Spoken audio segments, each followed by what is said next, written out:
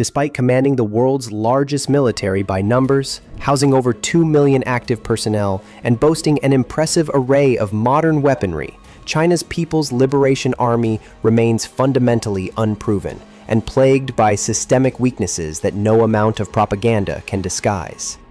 What's up, everyone? Jet Royce here. Welcome back to The Grid.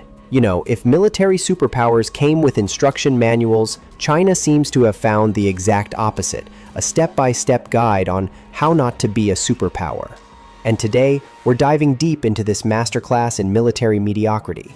On Really Biggest Sec, today we're pulling back the curtain on why China's military, despite its impressive parade formations and technological displays, falls short of true superpower status. So grab your popcorn, because we're about to explore the greatest military illusion of the 21st century, how to look terrifying on paper while being absolutely underwhelming in reality. This is your complete breakdown of why China's military, despite its impressive parade formations and technological displays, has turned how not to be a superpower into an art form.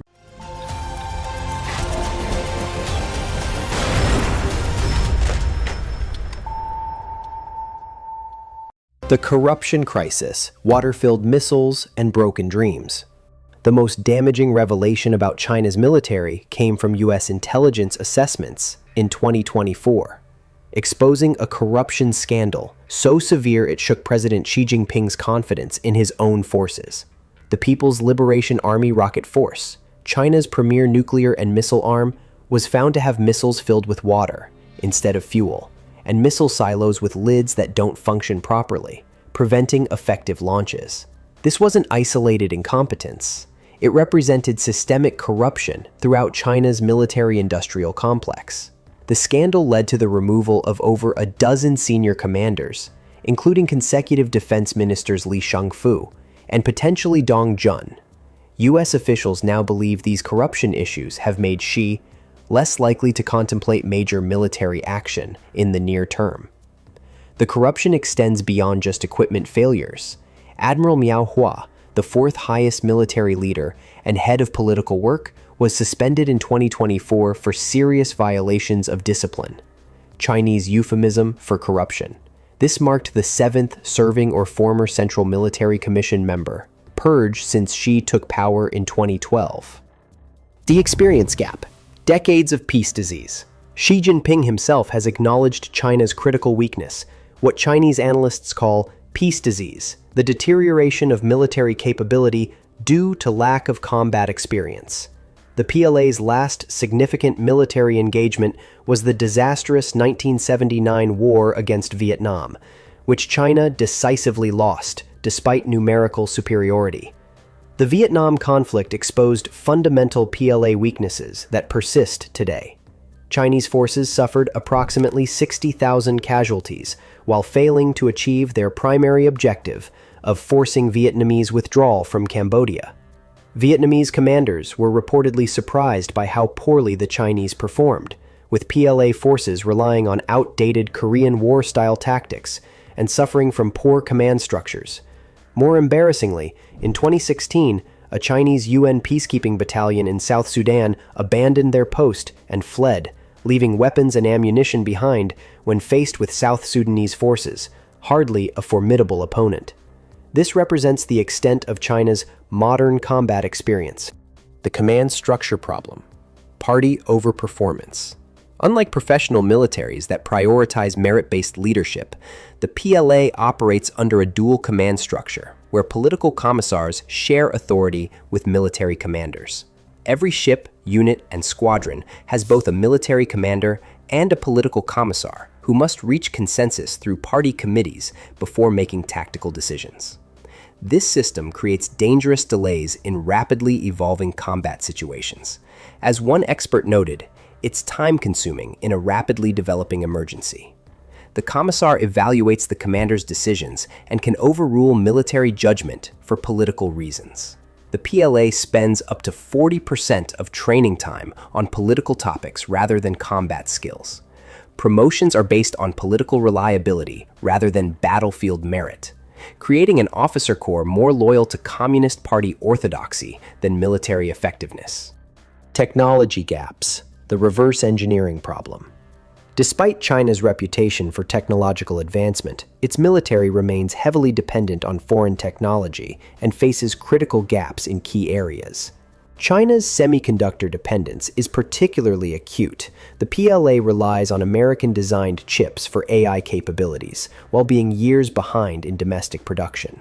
Chinese military technology development follows a pattern of reverse engineering rather than genuine innovation. From fighter jets to missile systems, Chinese weapons are largely copies of Russian, American, or Israeli designs.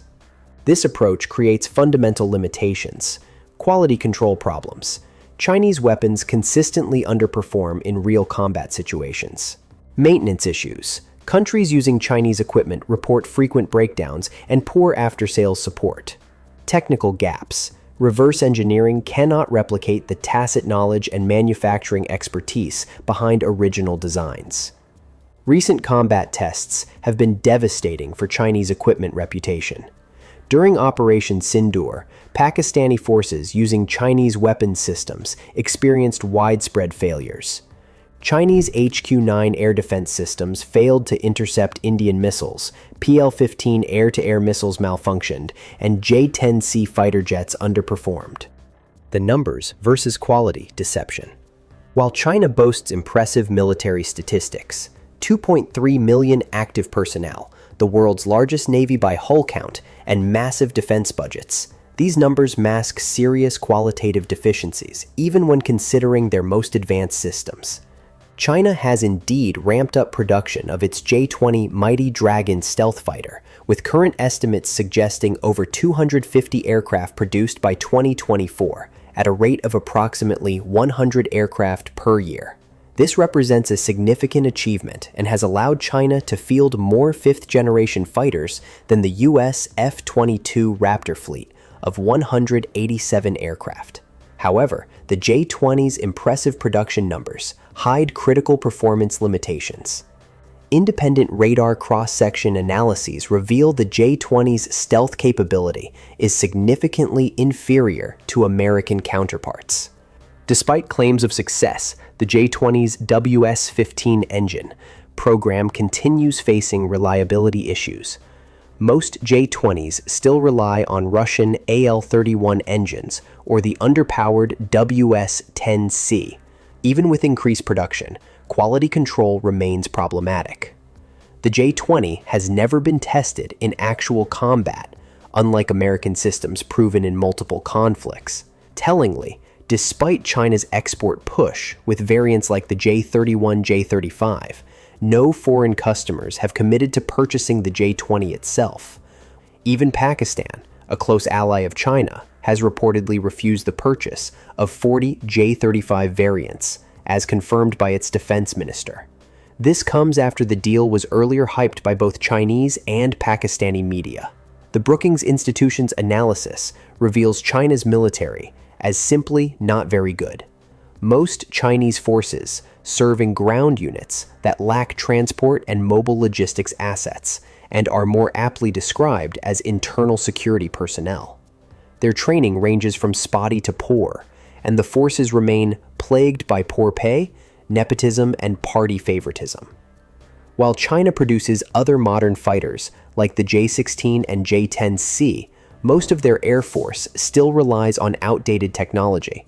This creates a quality gap disguised by quantity. China may field impressive numbers of aircraft, but the vast majority lack the technological sophistication and proven reliability of Western equivalents. Similarly, during Galwan Valley clash, despite its numerical superiority and modern kit, the PLA suffered its highest combat losses in over 4 decades during the June 2020 Galwan Valley clash with India. Independent investigations estimate 35 to 50 Chinese soldiers killed, compared to 20 Indian fatalities. These casualties underscore that even vast numbers and equipment cannot compensate for deficient training, poor operational planning, and weak small unit leadership.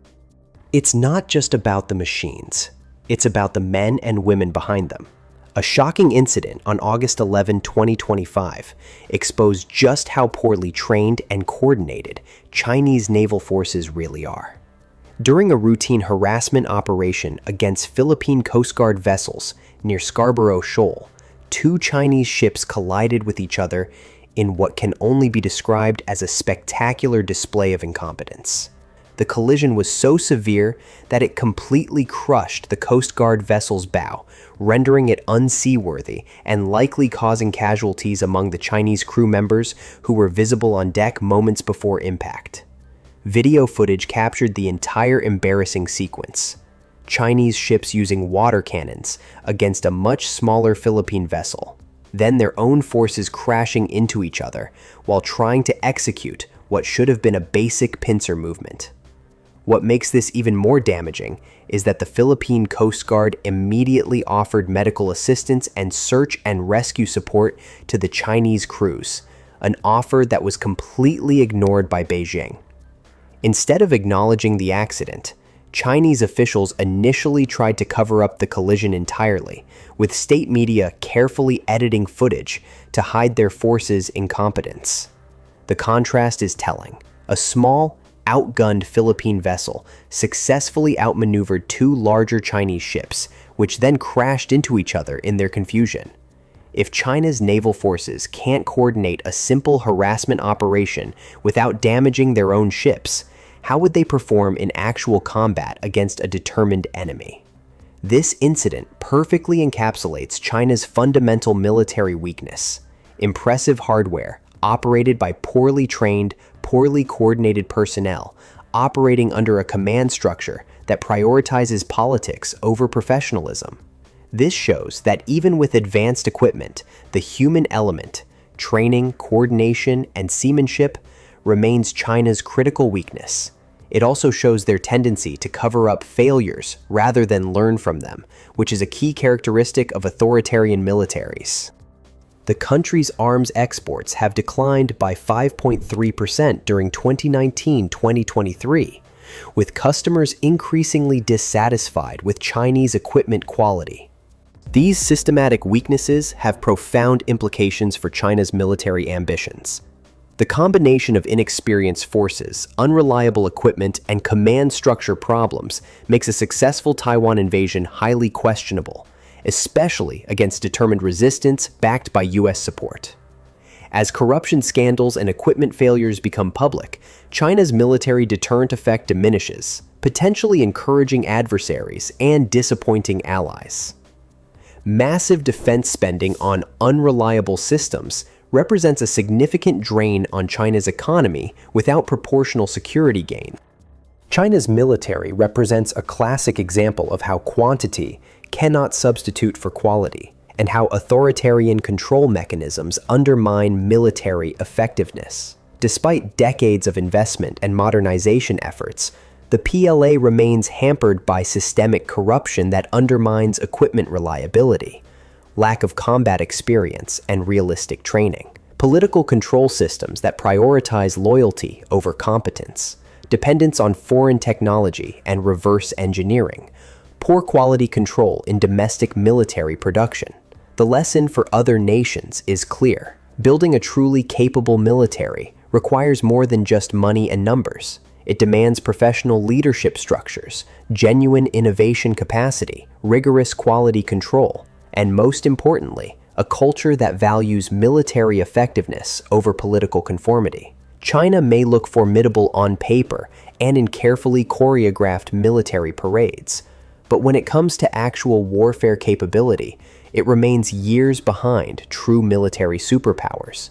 The emperor's new army, it turns out, has no clothes.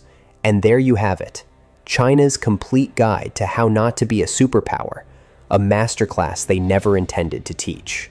That's a wrap on today's deep dive into China's military weaknesses. What do you think about these revelations? Drop your thoughts in the comments below, smash that like button, and don't forget to subscribe to The Grid for more defense analysis that cuts through the propaganda to reveal the truth. I'm Jet Royce, and I'll see you in the next one.